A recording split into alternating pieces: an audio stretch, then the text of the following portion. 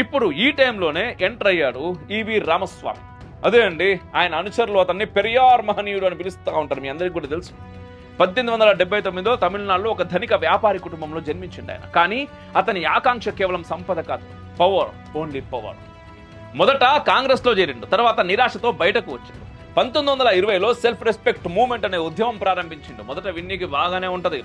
అధేయవాదం, atheism, rationalism, మహిళల హక్కులు, కుల వ్యతిరేకత అంటూ మొదలు పెట్టిండు.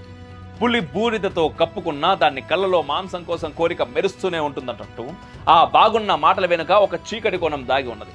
అది ప్రజలు పసిగట్టలేకపోయారు. 1938లో పెరియార్ జస్టిస్ పార్టీలో చేరింది. ఆ పార్టీని ఒక సాధారణ రాజకీయ పార్టీ నుండి ఒక ఐడియాలజికల్ వార్ మిషన్ గా మార్చేసింది. అతని ప్రసంగాలు నేరుగా కాల్ టు కాల్ వైలెన్స్ గా ఉంటుండే.